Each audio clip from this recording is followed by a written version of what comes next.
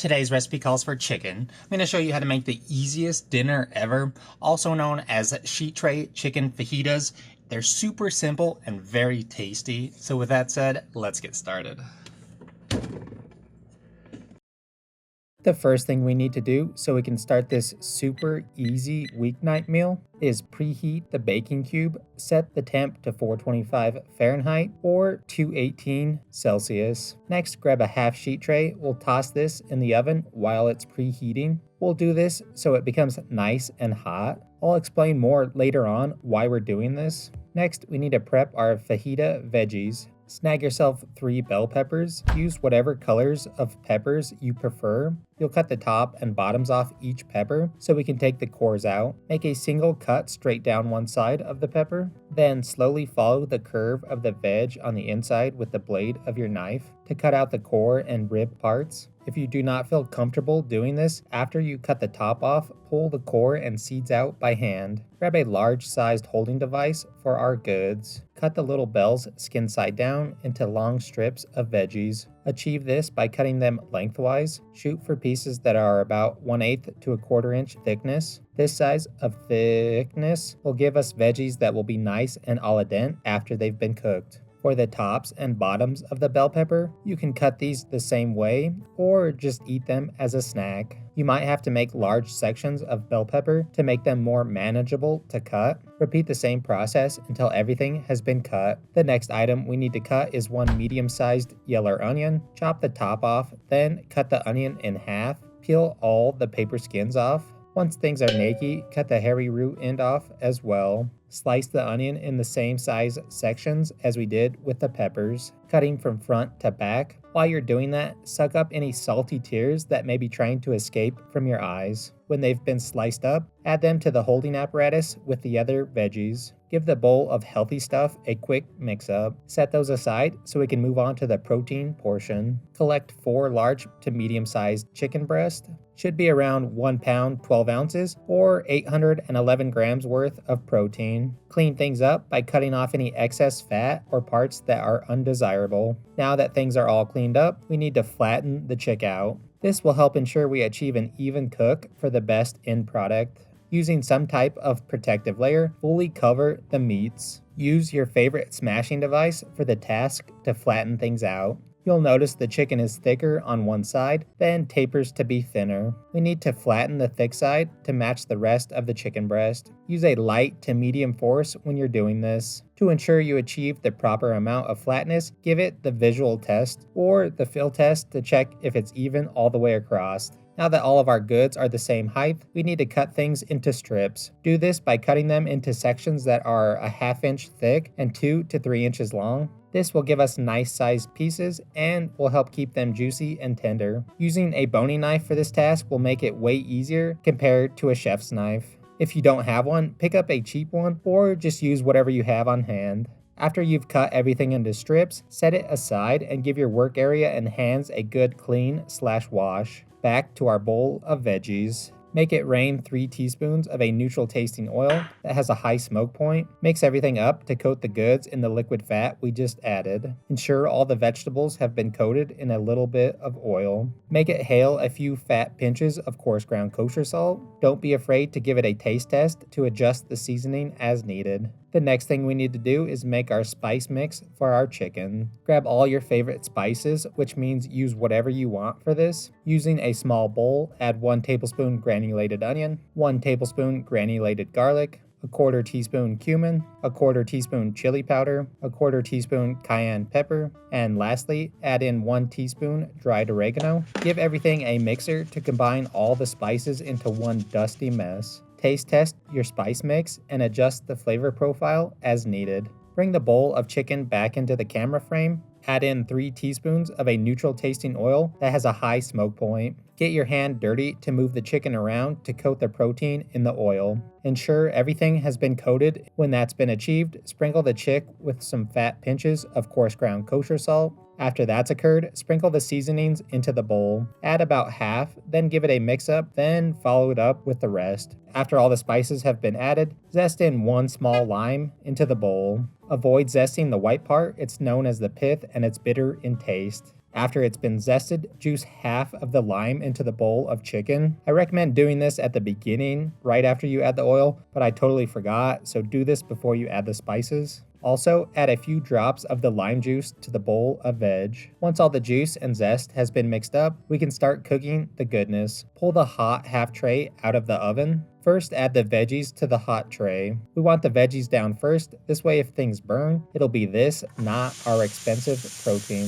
Spread the peppers and onions out so they completely cover the tray. After that's happened, add the chicken to the tray. Ensure it's spread out and not overlapping or touching each other. This is imperative for the best even cook on the chicken. Scrape the bowl clean to get any spices that may have been left behind. We want all the flavor. If you touch the chicken with your mitt, give it a thorough wash. When all the goods are on the pan, snag the tray of foods. Toss it into the preheated oven box on the middle rack for the best results. Set a timer to cook the goods for 8 to 10 minutes or until the chicken hits 155 Fahrenheit or 68 degrees Celsius. The reason why we added the empty tray to the oven is because we wanted it to become super hot. So when we added the veg to the hot tray, it would help jumpstart the cooking process, giving the goods a nice sear. Oh, and also we get that sweet sizzle sound because it's fajitas after all. About halfway through the cooking process, pull the half sheet out and give things a quick stir up. This will help give us an even cook on our food. It's also a good time to check your chicken to adjust the cook time if needed.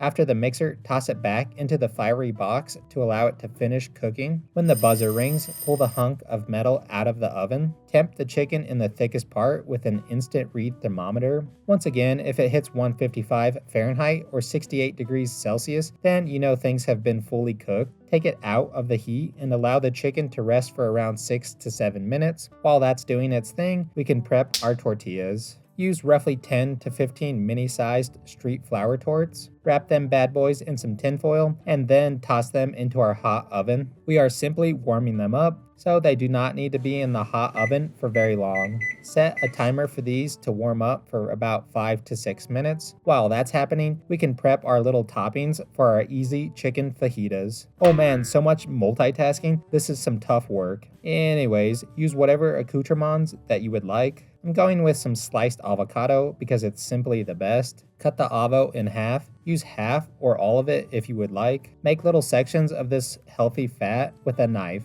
You can plate things up to make it look extra nice. If you're doing that and you've sliced your avocado up, scoop it out with a spoon, fan it out on a plate to make it look extra bougie. Never, ever forget to add a small sprinkle of salt to your avocado. Salt will enhance the flavor and make it taste 10 times better. I'll also use lime. Cut that into some small little wedges. I'm also going to be using a little Greek yogurt. Sour cream will work just as well. Now that the buzzer has rang for our torts, pull those out of the oven. Snag your favorite eating saucer. Smack down a warm tortilla. Give it a quick smear of Greek yogurt. Then top it with 2 to 3 pieces of chicken. Following that, add a little bit of the veggies. Then finish it off with a couple slices of avocado. Add a wedge or 2 of lime for garnish. Make these simple chicken fajitas for an easy weeknight meal to feed the family, or make them for a game night for all your friends. Whatever you decide to do, just enjoy. Alright, now that our sheet pan chicken fajitas are done, let's give them the old taste-a-roo. So looking at them, they came out super aesthetically pleasing. There's a ton of bright colors going on from our little vegetable mix of the bell peppers and the onion. The avocado also brings that bright green color as well. The limes on the side also bring that bright green, but I'm just mostly talking about the fajitas. Then that sprinkle of oregano on our chicken also brings a little bit of color. Some of our veggies got a little bit of caramelization as well, so that brings some brightness as well. Overall, it just looks super tasty. The veggies look like they've been cooked to perfection. The chicken looks like it's going to be super juicy as well. Overall, it just looks dang good. So let's give it a shot. Put a little squeeze of lime on top. See if I can get some in my eye by accident. So you close your eyes so you don't get hit. I don't know how much lime juice I put on it because my eyes are closed, but oh well. We'll just go for it. Come on, work for me. Our chicken fajitas came out so dang tasty. The chicken itself brings a ton of flavor from all those spices that we added. The onion powder and the garlic powder go so well together and is basically good on everything. It's a little bit spicy from all those peppery spices that we added. The oregano is nice and faint in the background. The cumin brings a ton of flavor as well. It's not overpowering by any means. It's just the perfect amount for me, at least. That lime juice and lime zest that we added as well brings a ton of brightness to our chicken. The vegetables themselves feel and taste nice and healthy and have that distinct peppery flavor. The avocado brings a ton of richness and fat as well. That Greek yogurt adds that little bit of tartness or that distinct Greek yogurt flavor, which you could also get with sour cream. The lime juice that we squeeze on top brings everything together and helps cut through the richness of the avocado and the chicken as well. Texture-wise, everything is perfect. The chicken is nice and tender and juicy. The vegetables are nice and al dente, so they have a little bit of a bite to them, so they're slightly crunchy. Overall, these things are so dang good. This recipe is super simple to knock out, and you can customize this any which way you want. Maybe get rid of the green bell pepper and do a yellow one because you don't like the green ones, or do all one color. Or better yet, make it even tastier and marinate your chicken overnight to bring even more flavor to your fajitas. So hopefully you enjoyed today's video. Thanks for watching, and I'm gonna go figure out how to turn these into meal prep meals for the week.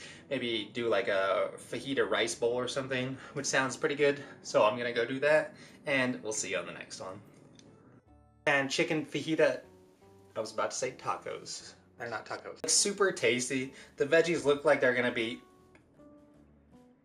frozen in time, because I don't know what I was gonna say.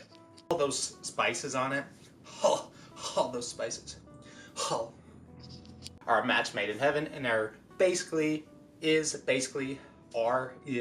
who knows. So many seasonings. I think the fridge is making noise. It was. Maybe not. My friend Mike just likes when I talk to my fridge. So there you go, Mike. I talked to it. Also known as sheet tray chicken fajita. I want to say tacos, but they're not tacos.